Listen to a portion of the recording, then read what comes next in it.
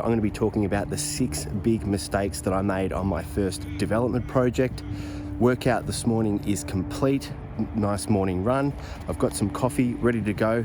Let's get stuck into it. We're going to be filming down in a place called Edith Vale, which is just out of Melbourne. It's a bayside suburb on the bay, beautiful sort of water views, great spot. And we've recently completed a project down there. It's only 3 townhomes. All built, all sold. Last one settles in a few days' time, so that's why I thought it'd be a good opportunity to get down there, get you guys through there, show you what we did well on that project before getting stuck into the 6 big lessons I learned on my first development project. We're pretty happy with how the sales went on this one. We averaged about 1.6 million per townhome, which isn't bad considering the median house price down that way is $1 million. So we were rapt to be able to exceed that. So let's get down there and get stuck into it.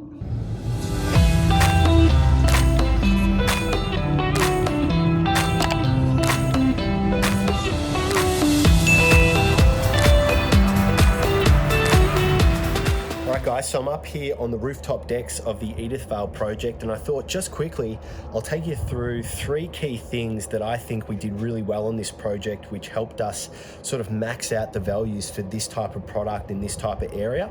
So the first thing that we did really well was that we maximized the street frontage and the street appeal.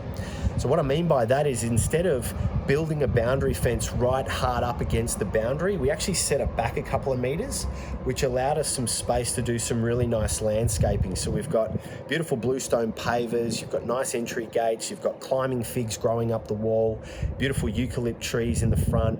And what it does is it just creates a really nice, inviting, welcoming presence when anyone approaches. And I think that can add a lot of value to your home if you get that right.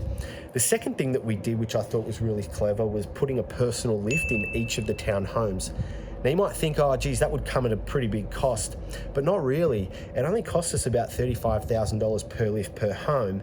But when you think about that, it opened us up to a completely whole new market. So normally a downsizer wouldn't be looking at, say, a double story or a triple story home. They're really looking for something that's single living. We gave them single living, so the master bedroom and the kitchen and the living was all on one level, on the first level. But then we also gave them the lift, which meant that they can easily access all levels from the car garage downstairs, carting groceries up to the kitchen, or making sure that they've got the grandkids staying over for the weekend, that it's easy enough for them to get up and down without having to travel up the stairs. And thirdly, it brings them up to the rooftop, which is where I am, which is the third key thing that I think we did really well, which was maximizing these views. And you probably can't see them very well behind me because it's a bit overcast and it's a bit foggy this morning. However, what that meant is that this is the money shot. This is really what people buy when they're coming through, is the space that they can see themselves entertaining their guests, their friends, their family, the space that they see themselves spending time gaining solitude, you know, looking at the sunset or having a barbecue up here or whatever it might be. This is really what sells the home. And I think that, you know, just putting these rooftop balconies up here has really helped, you know, max out the values that I spoke about before.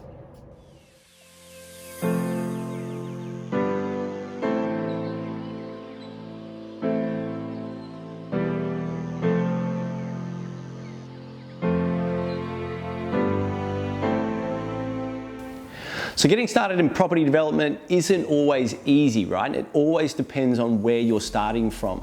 So for me, when I got started, I had no development experience whatsoever. I'd never worked in the industry. I'd never even been a real estate agent. I'd never worked or come from construction as a background. So for me, I was learning from a very clean slate. Now, if that's you, you're in a similar position, then it's really important that you listen to these 6 big mistakes that I made on my first project so that you can avoid these as well and ultimately get yourself into a great deal that makes some good money and gets you on to the next one.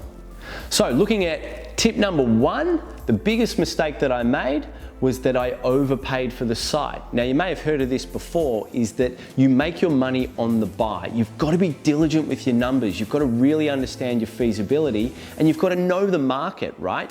Don't get all antsy like I did, just wanting to get into a deal where you overpay for the site and then ultimately, you know, that impacts your project later down the track. You're far better to be patient, to wait, to be hustling, you know, out there talking to vendors, out there talking to real estate agents, scouring over lots and lots of deals to try and find the right one where you can get in at the right price. Generally speaking, if things start well, they only get better, but if they start bad, then they only get worse. Tip number 2 is that I didn't understand debt. I thought that just going out and getting as much debt against the property as possible is the right way to play it. But as it turns out, it actually can really hinder your project and erode profits of your project, because the ultimate truth is that your project's probably going to take twice as long on the first go. It's probably going to cost you a lot more money. So you need to be willing and ready to expect that that's going to be the reality, right? Now, you don't want a whole lot of debt sitting against your asset that's just ticking over interest and it's just going to end up costing you a lot more. Now, the third huge mistake that I made was that I wasn't managing the design properly.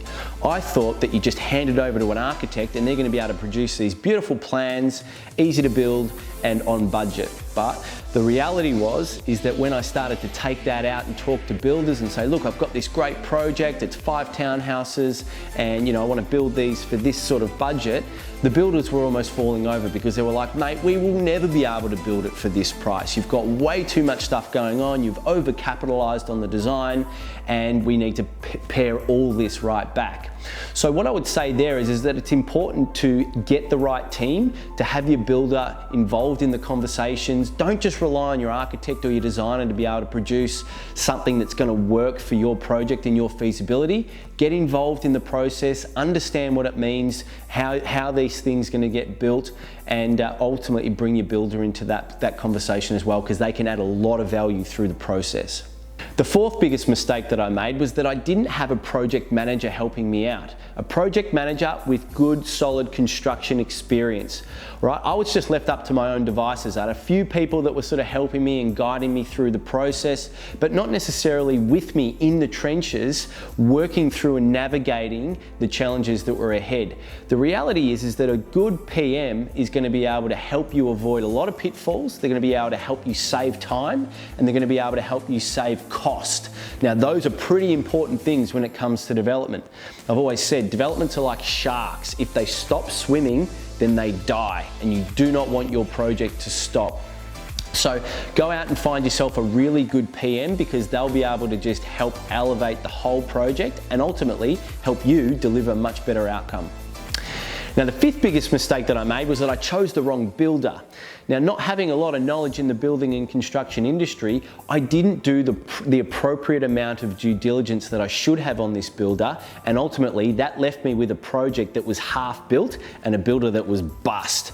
Now, you do not want to be in that position ever. I do not wish that on my worst enemies, because it's a very difficult process to manage once your builder goes broke on you, right?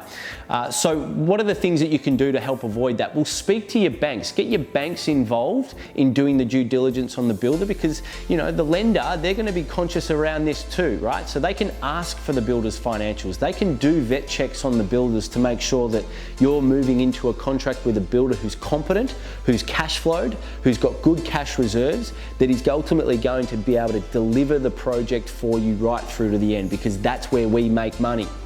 So make sure you get a good builder, and use your PM as well. Your PM should be able to do good research and good due diligence on your builder. They're going to have lots of contacts in the industry that they can speak to, gauge feedback, gauge interest on who this builder is and what they're like to deal with, and ultimately how good a quality their work is. Now, the sixth biggest mistake that I made was that I didn't hold the land for long enough. What I mean by that is I just jumped straight into the development process once we'd bought it. Now, what I've noticed over the years is that the real money is made when you've got your cash flow coming in from your business or your job or just wherever you get your income from. You transfer that, you save it up and you transfer that into real estate. You buy land, right? Land that can be developed in the future, and you hold that land for a period of time, a number of years, in which point the equity has increased in the land, and then you move through to development. This is a far better way to do development, in my opinion, because what that means is that there's a lot less risk on the table that you're taking because the equity is already there, right? So you're still gonna make the same mistakes. The mistakes are gonna cost you the same amount, but there's a buffer in place, right? You're not redlining the feasibility all the time because you've just started the project, you've just bought the land, and the numbers are way too conservative, right? And sensitive. So that's a good tip in my opinion, and that's something that I've moved to, where you're buying land, you're holding the land for a number of years, and then you're developing it, and it makes a lot more sense at the end of the day on the feasibility. You'll make a lot more money. So guys, that brings us to the end of the video. I hope that you enjoyed that, and if you got some value out of it, look, please subscribe to the channel, hit the notification bell so you don't miss any future updates, and let me know what you think. Did you like that? Have you got differing opinions? Have you got a different experience? Chuck it in the comments section below. We'd love to hear from you. And that's it from me, guys. I'll see you on the next video.